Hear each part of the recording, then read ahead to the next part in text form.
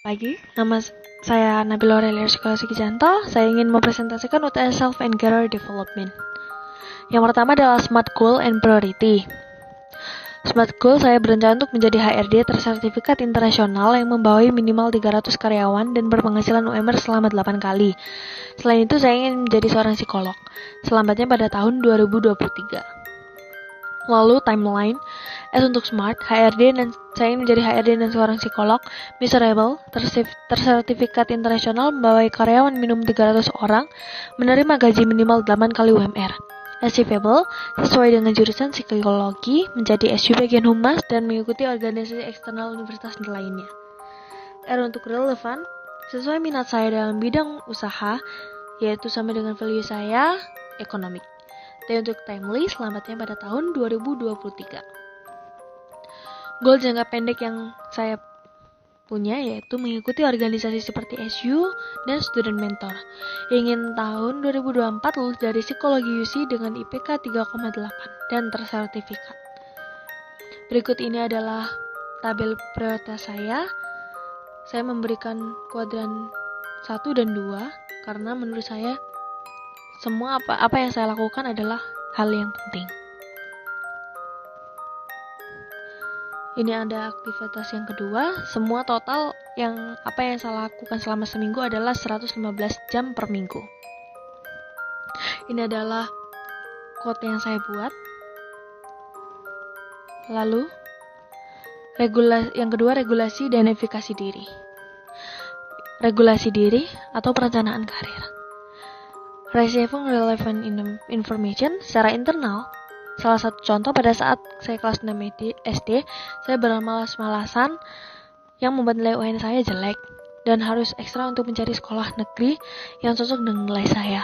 Karena hal itu, saya mulai belajar saat SMP meninggalkan nilai dan pengetahuan. Alhasil nilai UN saya waktu SMP lumayan bagus dan bisa masuk ke SMA negeri yang saya inginkan. Yang kedua, eksternal.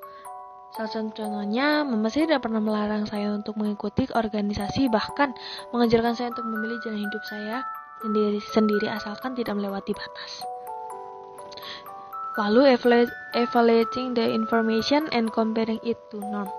Setelah saya pertimbangkan, memang saya adalah orang yang cepat sekali down dan terkadang masih mampu untuk memperbaiki kesalahan. Namun, lebih banyak menyerah dan berusaha menemukan peluang lainnya.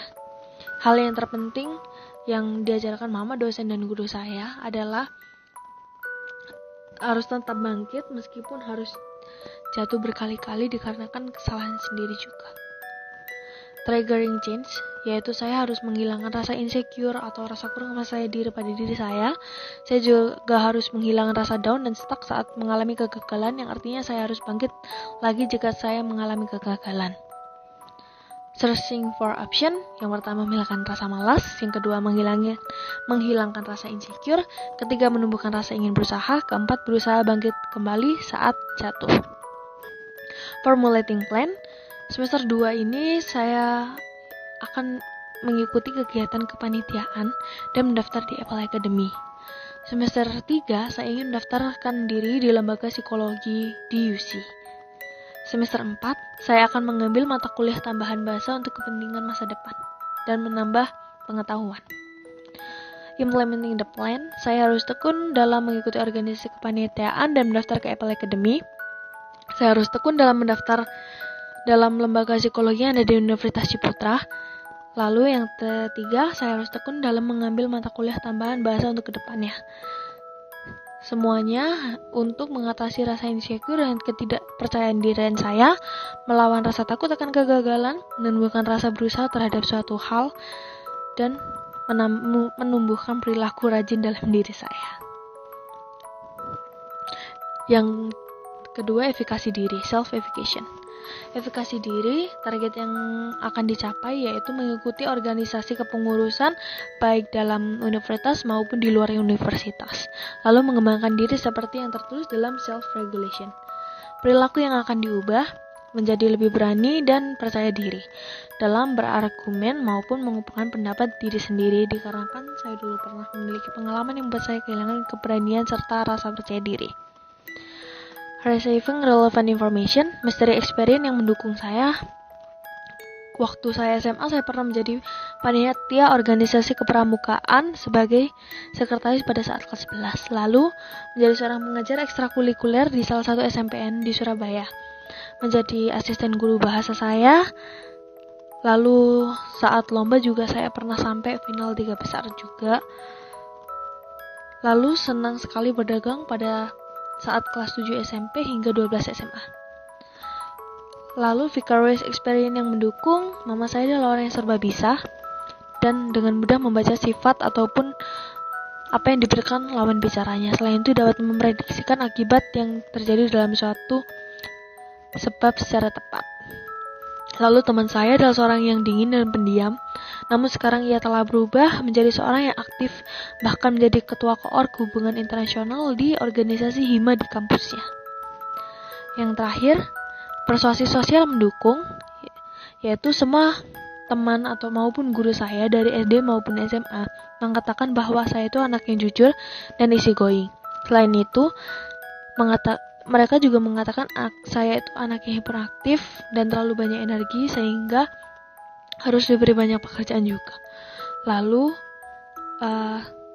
mereka juga mengatakan saya adalah anak yang sopan. Keadaan emosi yang mendukung, saya adalah anak yang hiperaktif atau kebanyakan energi sehingga saya dapat mengerjakan banyak hal. Lalu saya adalah anak yang easygoing, saya adalah anak yang suka mementingkan kepentingan kelompok di atas kepentingan pribadi, saya adalah anak yang suka khawatir terhadap pandangan orang lain terhadap saya.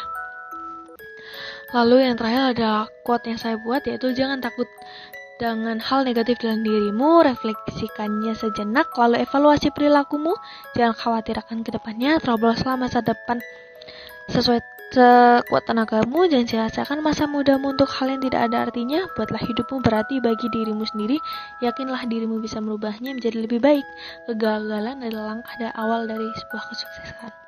Terima kasih banyak atas perhatiannya, sampai jumpa.